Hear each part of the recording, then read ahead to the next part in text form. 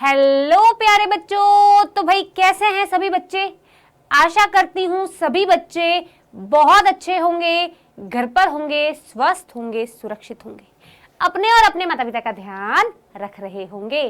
तो भाई कैसे हो, जल्दी से कमेंट बॉक्स में लिख के बता दो। आई होप आप अच्छे हैं, है ना। तो आज हम फिर आ गए हैं वन शॉट रिवीजन लेके, है ना। हमारी वन शॉट रिवीजन की सीरीज स्टार्ट की है हमने लास्ट लेक्चर से, है ना, जहां पर हम हमारे साइंस के जितने भी चैप्टर हैं उनका वन शॉट रिवीजन करेंगे। तो आज हम हमारा जो चैप्टर नंबर 5 है, जिसका नाम है कोयला एवं पेट्रोलियम, इसका हम रिवीजन करने वाले हैं। क्या नाम है भाई चैप्टर का? कोयला एवं पेट्रोलियम। चैप्टर नंबर 5 है एनसीईआरटी के अकॉर्डिंग। तो इसी चैप्टर का आज हम रिवीजन करने वाले हैं। तो सबसे पहले बेटा हम बात करते हैं प्राकृतिक संसाधन की, कि क्या होते हैं प्राकृतिक संसाधन, है ना, नेचुरल रिसोर्सेस। तो बेटा रिसोर्सेस का मतलब, संसाधन का मतलब होता है वे चीजें जो हमारी मूलभूत आवश्यकताओं को पूर्ण करने में सहायता करती हैं, उन्हें कहते हैं रिसोर्सेस, संसाधन। अब प्राकृतिक संसाधन का मतलब है ये नेचुरल वे से हमें मिल रही हैं, प्रकृति के तरीके से मिल रही है या प्रकृति के द्वारा मिल रही है। जैसे हवा हम थोड़ी ना बना रहे, हमें प्रकृति दे रही है। पानी हमें प्रकृति दे रही है ना। सूर्य का प्रकाश हमें प्रकृति दे रही है। तो भाई प्राकृतिक संसाधन का मतलब है प्रकृति के द्वारा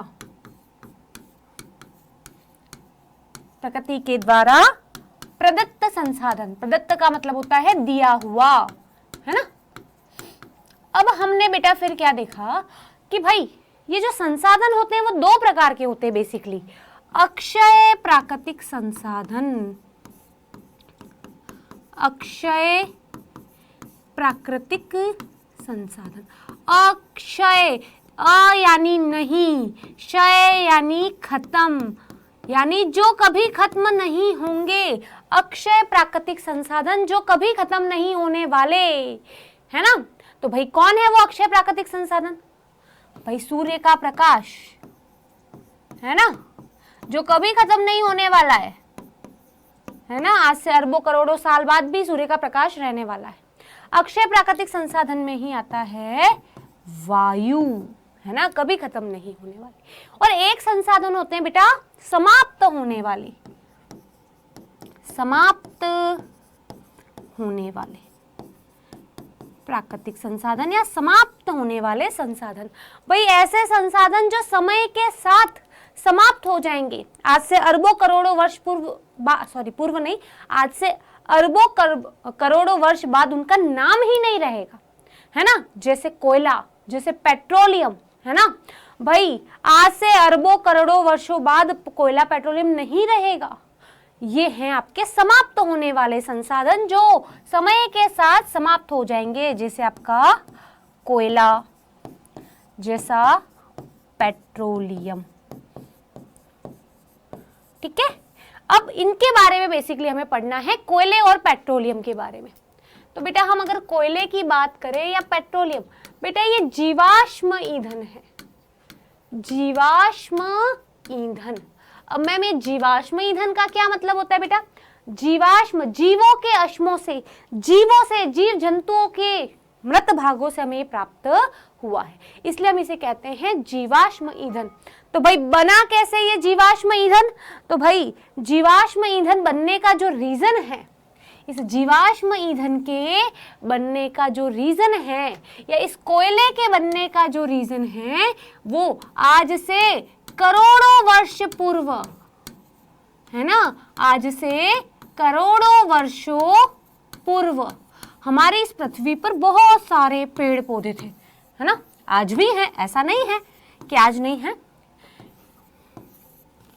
हमारी इस पृथ्वी पर बहुत सारे पेड़ पौधे थे। अब हुआ क्या बेटा कि भाई हुआ क्या कि कुछ प्राकृतिक घटनाएं हुई। अब प्राकृतिक घटना क्या हुई? तो बेटा जैसे बाढ़ आई, बहुत तेज बाढ़ आई, आंधी तूफान आया, है ना, भूकंप आया। इन सब प्राकृतिक घटनाओं की वजह से क्या हुआ, ये जितने भी पेड़ थे ये सारे पेड़ टूट गए, ये सारे पेड़ टूट गए। ये सारे पेड़, जितने भी पेड़ थे, आज से करोड़ों वर्षों पूर्व की बात है, ये जो पेड़ थे आपके, ये सारे टूट गए और धीरे धीरे धीरे धीरे जमीन के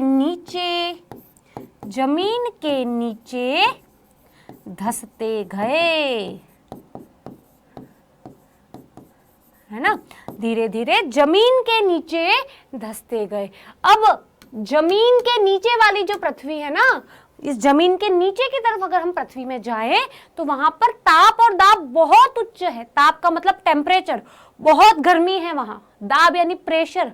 भाई पृथ्वी के नीचे की तरफ जा रहे तो ऊपर वाली जगह भी तो उस पर प्रेशर, दबाव लगा रही है, तो प्रेशर भी ज्यादा है। तो भाई जमीन के नीचे उच्च ताप एवं दाब की परिस्थितियों में, है ना। अब क्या हुआ, जमीन के नीचे उच्च ताप और दाब की परिस्थितियों में ये लाखों वर्ष बाद, ये 1 दिन 2 दिन 4 दिन की बात नहीं है बेटा, लाखों वर्ष बाद जो आपके पेड़ पौधे थे, है ना, छोटी मोटी चींटियां विटिया भी होंगी, वो थे। तो पेड़ पौधे, चींटियां, इन सब का कोयले में परिवर्तन हो गया और इसी प्रोसेस को कहते हैं कार्बनीकरण। कार्बनीकरण क्यों कहा? क्योंकि कोयले के अंदर मैक्सिमम पार्ट कार्बन का होता है। तो जमीन के नीचे उच्च ताप एवं दाब की परिस्थिति में पेड़ पौधों का धीमे प्रक्रम द्वारा, स्लो प्रोसेस है, बहुत स्लो प्रोसेस है, 1 दिन 2 दिन, साल 2 साल 5 साल 10 साल 20 साल की बात नहीं है बेटा, ये लाखों वर्ष लगे हैं इन पेड़ पौधों को कोयला बनने में। ठीक है, तो पेड़ पौधों का धीमे प्रक्रम द्वारा कोयले में परिवर्तन, मेरे साथ साथ लिखते चलना, तो आपके शॉर्ट नोट्स बन जाएंगे, है ना, ताकि एग्जाम में फटाफट रिवाइज करने में काम आएंगे। कोयले में परिवर्तन कार्बनीकरण कहलाता है। कार्बनीकरण क्यों कहा बेटा? क्योंकि कोयले के अंदर मैक्सिमम पार्ट कार्बन का होता है। चलिए, अब आपका ये जो कोयला होता है बेटा, ये कोयला होता है काला कलूटा। कौन से रंग का होता है बेटा? काले रंग का। अभी कोयले का उपयोग क्या क्या है, कोई बता सकता है मुझे? जल्दी से कमेंट बॉक्स में लिख के बताओ फटाफट मेरा बच्चा, कोयले का उपयोग क्या है? Very good. तो बेटा कोयले का उपयोग ईंधन में करते हैं। ठीक है, इसी कोयले का उपयोग बेटा ताप संयंत्रों में बिजली उत्पन्न करने के लिए भी करते हैं।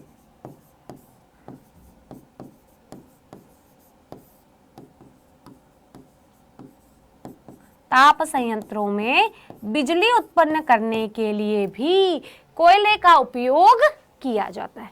तो भाई कोयला क्लियर है कैसे बना? लाखों अरबों वर्ष पूर्व जो पेड़ पौधे थे वो जमीन के नीचे धंसते गए, उच्च ताप और दाब की परिस्थितियों में धीमे प्रक्रम के द्वारा ये कोयले में बदले और इसी प्रोसेस को हमने कार्बनीकरण भी कहा। कोयले के उपयोग देखे। अब बेटा जब हम कोयले पर प्रोसेसिंग करते हैं तो भाई हमें अलग अलग चीजें प्राप्त होती है। अब प्रोसेसिंग या प्रक्रमण का क्या मतलब हुआ? भाई एक बात बताओ, आटे पर प्रोसेस करते हो, आटा गूंथते हो, लुई बनाते हो, रोटी बेलते हो, तब क्या बनता है? रोटी बनती है। तो आपने आटे पर प्रोसेस किया कि आटे में पानी मिलाया, उसको गूंथा, उसकी लुई बनाई, उसको बेला, है ना, तो ये हुआ प्रोसेस या प्रक्रमण। तो भाई कोयले के प्रक्रमण पे हमें 3 चीजें प्राप्त होती है। पहला कोक। अब ये कोक क्या है? कोयले का लगभग शुद्ध रूप, कोयले का या कार्बन का लगभग शुद्ध रूप कोक है ना, लगभग शुद्ध रूप है, लगभग शुद्ध रूप। और इसका उपयोग कहाँ करते हैं? इसका उपयोग करते हैं धातुओं के निष्कर्षण में। भाई धातु सब जानते हो क्या होता है? इन धातुओं के निष्कर्षण में, जब धातुओं को जमीन से निकालते हैं तो भाई धातुओं को अच्छा करना, अच्छे तरीके से प्राप्त करना, उसमें हम कोक का उपयोग करते हैं। कहाँ पे? धातुओं के निष्कर्षण में। ठीक है, धातुओं के निष्कर्षण में कोक का उपयोग करते हैं। फिर बेटा हमें कोयले के प्रक्रमण से ही कोलतार मिलता है ना। काले रंग का होता है, काला रंग का गाढ़ा द्रव होता है। द्रव का मतलब लिक्विड है ना, गाढ़ा द्रव होता है काले रंग का। अब ये जो बेटा कोलतार है ना, ये जो कोलतार है उसकी अप्रिय गंध होती है, अच्छी नहीं लगती हमें, बांसता है ये एक तरह से, ये बोल सकते हो। इसकी जो स्मेल है वो हमें अच्छी नहीं लगती है। और पुराने जमाने में या पुराने समय में जो हम रोड बनाते थे, रोड बनाने में इस कोलतार का उपयोग किया जाता था। इसके अलावा इस कोलतार का उपयोग नेफ्थेलिन की गोलियां बनाने में भी करते हैं। नेफ्थेलिन की गोलियां बनाने में,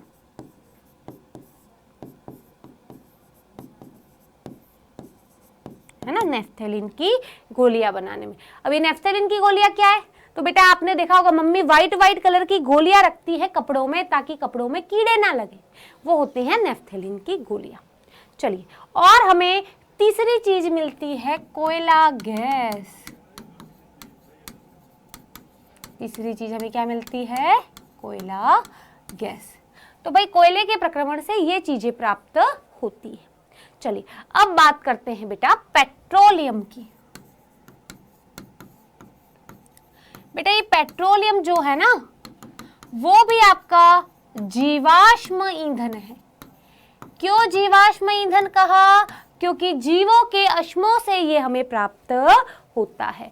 पेट्रोलियम भी एक जीवाश्म ईंधन है क्योंकि जीवों के अश्मों से प्राप्त होता है।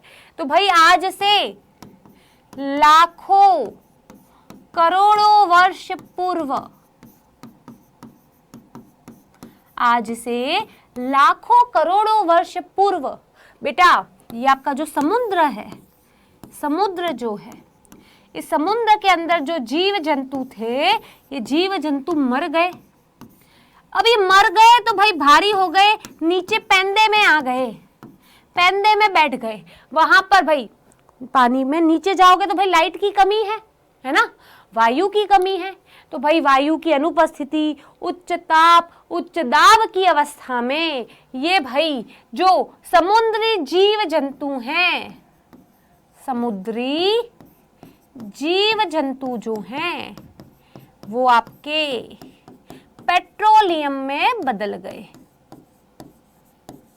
आपने नाम सुना होगा ONGC, oil and natural gas corporation of India.